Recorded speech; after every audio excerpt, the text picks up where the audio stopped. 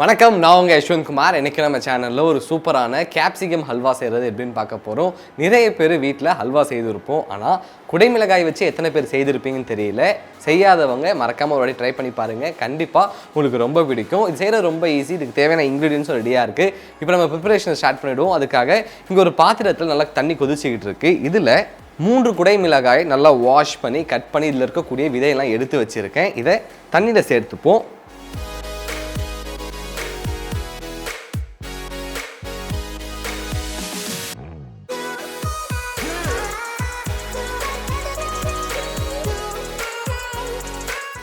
இந்த குடைமிளகாய் இப்போ இந்த தண்ணியில் அடுத்து ஒரு 10 நிமிடம் நல்லா வேகணும். அதுக்கப்புறம் நம்ம என்ன செய்யறதுன்றதை பார்ப்போம்.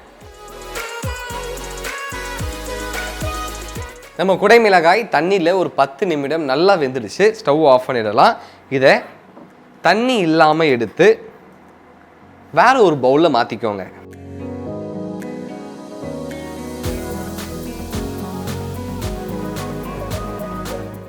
இந்த குடைமிளகாயோடைய சூடு முழுமையாக குறையணும். அதன் பிறகு தேவைப்பட்டால் கொஞ்சமாக தண்ணி சேர்த்து நல்லா ஃபைன் பேஸ்ட்டாக அரைச்சி எடுத்துக்கலாம்.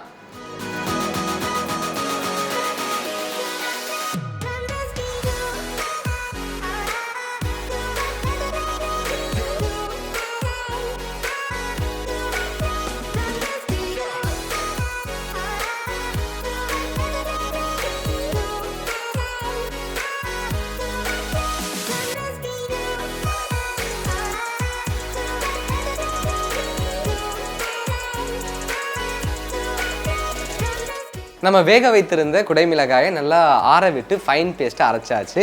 இதை எடுத்து உரமாக வச்சுருங்க. இப்போது இங்கே ஒரு பேனில் 4லிருந்து 5 டேபிள் ஸ்பூன் அளவு நெய் சேர்த்துக்கலாம்.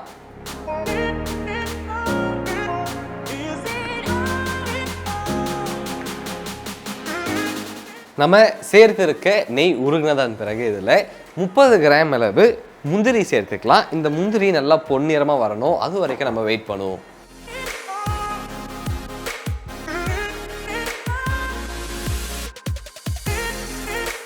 நம்ம சேர்த்திருந்த முந்திரியை சிறுந்தீலியே வச்சு லேசாக பொன்னிறமாக வர அளவுக்கு இதை வறுத்தாச்சு. இப்போது 30 கிராம் அளவு காய்ந்த திராட்சையும் சேர்த்துக்கலாம். இந்த திராட்சை நல்லா உப்பி வரணும். மறுபடியும் அது வரைக்கும் நம்ம சிறுந்தீலியே வச்சு இதை வறுத்துப்போம்.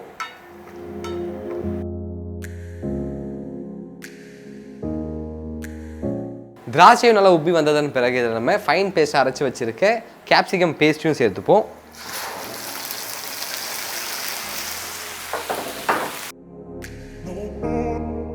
நம்ம குடைமிளகாய் விழுது சேர்த்த உடனடியாக இதை ஸ்லோ ஃப்ளேமில் வச்சுக்கோங்க. ஏன்னா ஹை ஃப்ளேம்லையோ இல்லைனா மீடியம் ஃப்ளேமில் வச்சா இது வெளியில் சிதறிக்கிட்டே இருக்கும். இப்போ இதில் இருக்கக்கூடிய பச்சை மனம் போகணும், அது வரைக்கும் அதை நல்லா குக் பண்ணிக்கலாம். இது ஒரு 5 to 6 மினிட்ஸ் குக் ஆனால் கரெக்டாக இருக்கும்.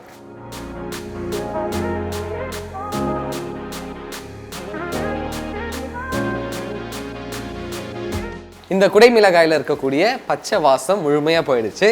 இந்த நேரத்தில் இதில் சர்க்கரை சேர்த்துக்கலாம்.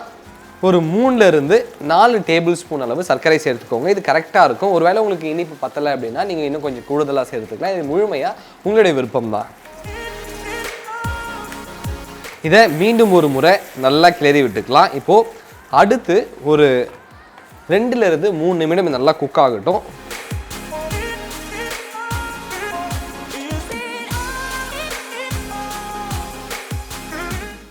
ஒரு 2லிருந்து 3 நிமிடம் இதை நல்லா வதக்கியாச்சு. இந்த நேரத்தில் 3 டேபிள் ஸ்பூன் அளவு கார்ன்ஃப்ளவரோடு 3 டேபிள் ஸ்பூன் அளவு தண்ணி சேர்த்து கரைத்து வச்சுருக்க கார்ன்ஸ்லரி சேர்த்துக்கலாம்.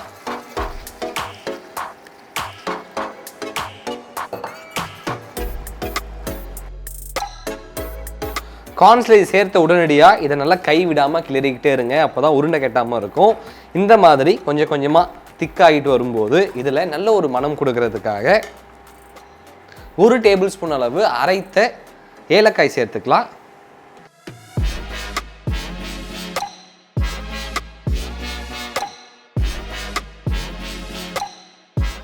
இப்போது நம்ம ஹல்வாவில் இருந்து நம்ம சேர்த்துருந்த நெய் கொஞ்சம் கொஞ்சமாக வெளியேற ஆரம்பிச்சிடுச்சு. இதுதான் கரெக்டான பதம். இந்த பதம் வந்ததன் பிறகு நம்ம ஸ்டவ் ஆஃப் பண்ணிவிடுவோம்.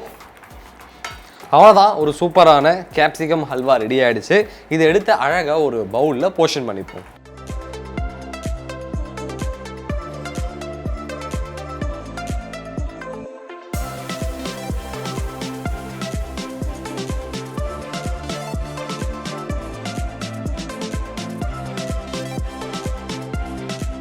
ஒரு சூப்பரான குடைமிளகாய் ஹல்வா செய்கிறது எப்படின்னு பார்த்துட்டோம்.